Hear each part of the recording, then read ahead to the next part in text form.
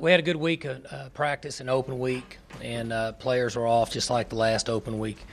And had practice last night, off day today, back at it this week, and just getting ready for the next game against TCU, a team that I don't think their record exemplifies the type of team they are, playing really well on defense and trying to run the football and spread you out and throw it a little bit on offense. Got a good return game. So we'll definitely have our work cut out for us. We need a good week of practice, and our plans haven't changed. We need to be as sound as possible in the kicking game, limit big plays on defense, and take care of the ball on offense. So we'll work hard on that this week. What have you seen on film that makes them so successful on defense? Oh, their schemes hadn't changed. It's like most teams in our league. It stays the same, but they understand they're in the right spot on defense, and they've got some guys that can get to you in a four-man rush. Their backers understand gap responsibility. Their corners are good players, and their safeties are good tacklers. Are they as physical defensively as anybody you're going to play? Well, I know up to this point, and they're as good a defense and as physical a defense from what I see on tape as anybody that we've seen up to this point.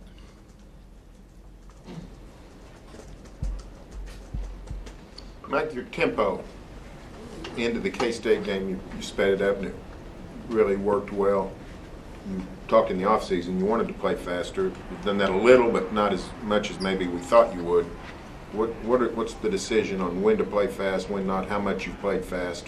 How do you stand on that? Well, we lost 3 receivers for the last game, and so it limited our ability to play fast. There's times in the game where we can move really quickly, and then based on matchups and what we think gives us the best chance to score points, it limits us. So it varies some week to week.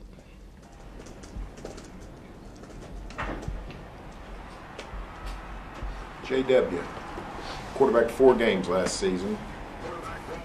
Compare the way he played those 4 games with the way he's played so far this season, knowing the changes around him. How can you compare them? He's very similar. He obviously knows more about our offense, but his play's been similar as what it would have been last year. Has he shown the kind of maturity that you would expect at this point in the season, with the ups and the downs, handling all the adversity and the success? Yeah, he's doing good. He handles what would come with being a quarterback very well. What are some of those things? What are some of those qualities that you need to show to handle what you're talking about? Oh, I think anytime that you're a quarterback that you get a lot of credit when you're winning and playing well, and if you're not playing as well as what some people may think you should and you're not as successful, you get too much of the blame. He's not letting that, I guess, affect his game? Is that what you're saying? Well, you asked me how he was holding up mentally. I said he's doing great. Maturity-wise, yeah. Mm-hmm. I was just thinking mentally, maturity, it's all the same. Okay. Leadership-wise, all that stuff is all tied together? Well, I think each player is different, but he's doing very well. He doesn't let a whole lot bother him. He enjoys the game. He understands his dad's a coach. He's been there. So I think that helps him. You guys do you see guys follow him as a leader? I mean, is it just natural for that position? I think everybody's different. You lead through example and hard work, and he's done a really nice job of that since he arrived on campus. One thing people continually say about TCU's defense, I think you even said it a minute ago, how sound they are. They don't really make a lot of mental mistakes. Is a defense like that less susceptible to a hurry-up offense? It could go either way. Sometimes you would want to approach it in a hurry and system to try to get them out of what would be normal for the tempo and for their setup. Other times, based on what we would think our strengths are in comparison to their weaknesses, we wouldn't. But they're pretty simple in what they do, in my opinion. They obviously may feel differently, but they do it at a fast pace, and they've been successful at it for a number of years. they seem to be a little bit of an old-fashioned defense in that the way they play pass defense is they just have a bunch of guys that can cover you. They cover very well. They don't let guys run free, so that would seem to. Yeah, I think they're skilled in that area. Could very well be as skilled as anybody in this league in those positions, and their cover skills are good, very good. And you can look week to week, and you see that when there's been passes completed against them, they're very well thrown footballs, and the receivers stretched out and made nice catches. Mike, I asked this question with the reference point of my experience covering Oklahoma. A couple of years ago, they had 2 bye weeks, 2 open dates in a 3-week span, and it disrupted everything. You've got 2, I guess, in a 4-week span. How do you manage the disruptions that an open date? We don't have the answers to that. This is unfamiliar territory for all of us, and so we try to get quality work in, and we don't want to overwork them, and then we want to be able to give them time away, but we don't want to give them too much time away. So I'm not a big fan of it, but as I said several weeks before, it's a hand we've been dealt, and we have come up with a plan, and the plan that we've used, we hope, gives us the best chance for success. You look at the 2 open dates as you're going into them. You look at it one way, and then as you're finished with them and you're going into the TCU game now and you're done with them, do you look back on that and say we did it right, or we'll have to wait and see how we did it, or the effectiveness of what we did, that kind of thing? You talking about the game? I mean, No, after the I'm game? talking about managing those 2 open dates. As you go into them, you have a perspective on how you want to manage them. Right. And then you look back on them and say, we did it the right way, or we should have did this. Or Just like anything else we would do, yes. We would look back and think, and at times it's hard to figure that out. Sometimes you think you have a reason why your team is excited or not excited or flat, and then you're not sure why. So there's just a lot up in the air. And I think that mature football teams that have mature players in key positions handle those situations very well, and some of them don't. Just depends on who the personnel is. Jeremy Smith said that he felt like that you guys did more ones-on-ones this past week to kind of keep the intensity up. True, false? Was that part of the plan? Or? It was the same that we did 2 weeks ago. I wish I could agree with him. I don't know if he was just trying to fill up airtime or he didn't really know. That's why I don't let him talk to you all that very much, because I don't know that he knew. After the Kansas State The reps were the same. Okay. After the Kansas State game, you suggested that we were going to see a lot of close games and surprises in the Big 12. Then the weekend happens. Why is that happening this year, maybe more than others? Well, I've shared this with you 3 or 4 years ago. And I said the time's coming, and every year I've said it, and I said it this year, and the reason why is because spread offenses, quarterback play, and 9-game schedules. And the quote I used is to be the future for coaches is a nightmare, and for the fans and the media and people like to watch college football, it's going to be a heck of a deal. But conference play is going to be a battle each week in most cases, in my opinion, no matter who's playing. Unless you have an NFL-type quarterback playing for you, you're susceptible every week based on the other areas that sometimes don't show up if the quarterback that you have playing for your team is an NFL-type player. Otherwise, you're susceptible. If you're poor in the kicking game, you turn the ball over, you got a good chance to lose the game. And I don't just think that that's this conference, as you mentioned. I think it's all across the country. So a day like Saturday where OU Texas, that was a surprise to outsiders, and TCU, Baylor, K-State, did any of that surprise you at all? Again, it's hard for me to speak for other teams. I just know that at Oklahoma State, and what I see, because you asked my opinion, if you have a quarterback that's somewhat close to getting ready to play in the NFL and is that type of player at that particular time, you can overcome a lot of deficiencies with your football team. If you don't have that type of player that's in that position and ready to go, and I used the example this morning on one of the radio shows that I do. I don't remember which one it was. Is I watched a few plays of the Missouri game at Georgia, and their quarterback, I think, is a senior now. Well, when he was a freshman and a sophomore, we played against him. I don't remember what year it was. It's too long ago for me to remember. But he made some mistakes, but we knew he was a good player, in our opinion. When we watched him, we thought this guy's got some talent. He's a good player, but he made some mistakes. Turned the ball over a few times in games against us. Well, I watched him the other day. I thought he's a pretty good player. And he's grown to, and he's mature now, and he's got experience. And in my opinion, I thought he played pretty well in a difficult place to play a football game. That's just an example of what I was referring to. So it sounds like it's paramount to have an NFL quarterback. Well, they're hard to find. There's only 32 teams. Is that right, 32 in the NFL? So there's only 32 of them in the world for the most part, 90 of them, give or take a few. And that doesn't mean that Texas's quarterback, OU's quarterback, Kansas State's quarterback, Oklahoma State's quarterback, that doesn't mean at some point they can't play at that level. When you play in a college football game and you have an NFL-ready quarterback, you're a different team. You can just look across the country. You see teams from other leagues that people say they do a great job. They're going to win on defense and just manage the game. Then they get an NFL quarterback, and all of a sudden, everybody thinks they're doing great on offense. It's real simple. Same thing in high school.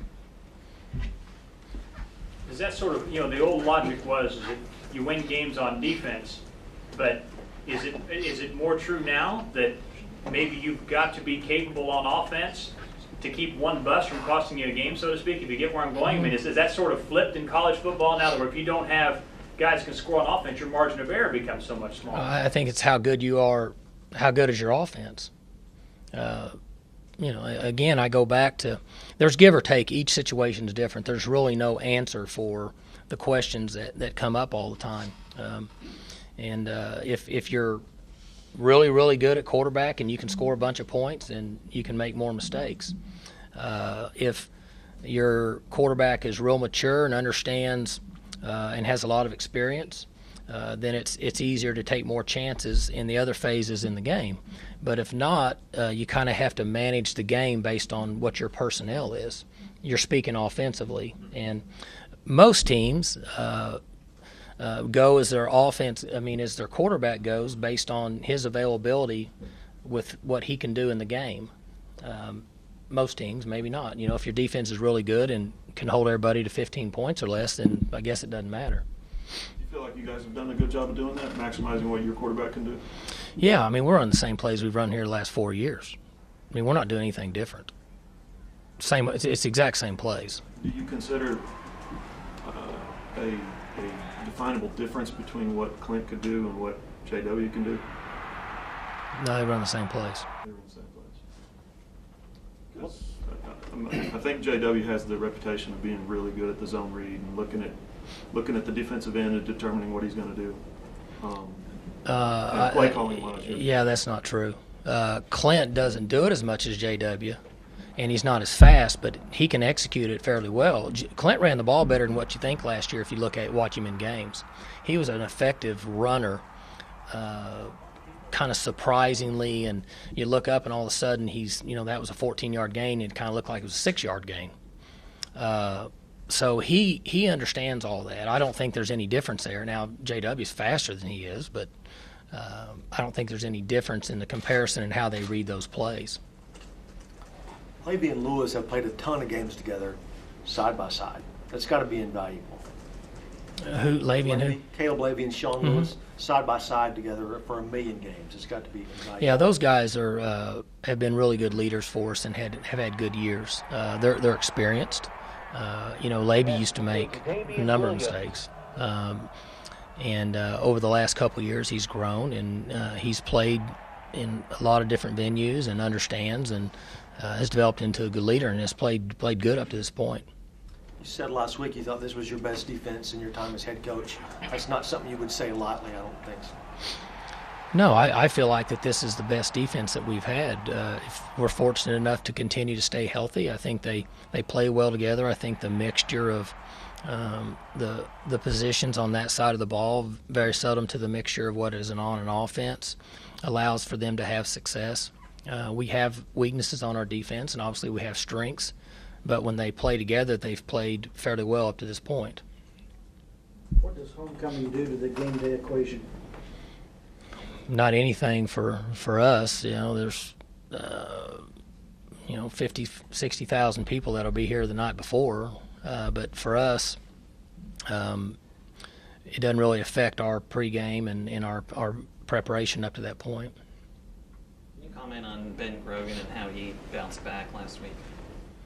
Well, he I said last week he continued to work hard, and he had kicked well in practices, and he seems to be very stable mentally, and at times, with a freshman at any position, specifically a guy that's out there on his own like a field goal kicker, you would worry about that, but he's handled himself very well up to this point.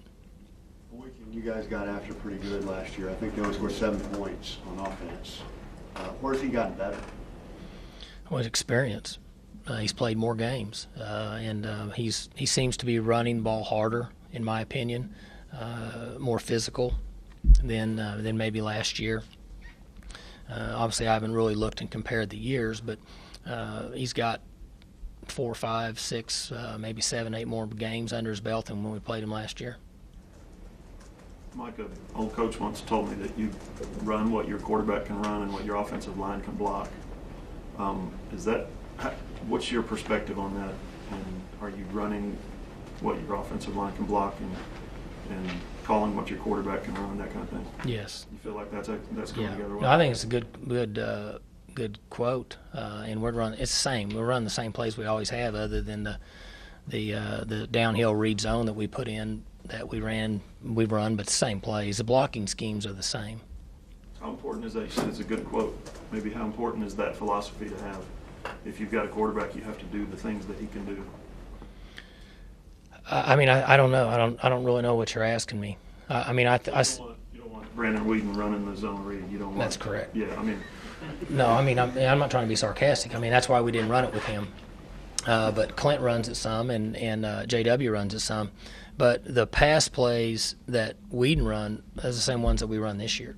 There's not any pass plays that we had called with Whedon that we don't call, or we haven't called this year. It's the same scheme. We only have about 8 schemes, so it's the same. But a guy's arm strength or accuracy doesn't dictate what you can or can't do?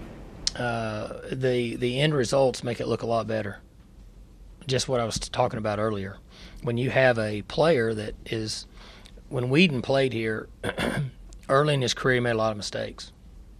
When he got into his maybe 8th, 9th, 10th game of his first year and his second year, his body style, his arm strength, his stature allowed him to be an NFL-ready type player. And when he got to that level, he was a different player. And so I guess that's the best way to answer it. I don't know how else to answer that. Did you see the pick he threw Sunday? I didn't see any. I didn't see any NFL games. Throw it right to somebody. Yeah. Well, I've seen him do that out here too. Flipped it up in the air and picked it off. Right. To answer your question, see, to him, I wouldn't run option. He's not an option runner. But no, Whedon is. He'll do good. He just needs to hang tight, get some guys around him. I'm guessing you do not have sympathy for TCU coming here 2 years in a row. I had to go to places 2 years in a row myself. I'd like for him to have to come here 3 years in a row. I'd like to play here. Are you a fan of 11 a.m. games, Mike? This will be your third. Iowa State's going to be an 11 a.m. game. Yeah, I think college football is supposed to be played during the day. And I like to play during the day. If it's 11 or 1 or 2, I think that's the way college football ought to be. So I like to play day games. The picture from Friday of you up in the stands at the Jinx BA game was a hit on Twitter. Talk about kind of how that came about, and do you enjoy getting to do things like that? I really would, but it's a violation for me to talk about another school in front of the media. I know you didn't know that, but probably right now after that SI article is not a great time to do it. So my apologies. No problem. I would have enjoyed talking about it. Is it okay to be photographed in that setting? Mm-hmm. You're not in trouble for that? Mm-mm. Okay. Not that I know of. I guess I don't think it is. I hadn't thought about that, but it'd be almost impossible to go somewhere nowadays and not be photographed. Good?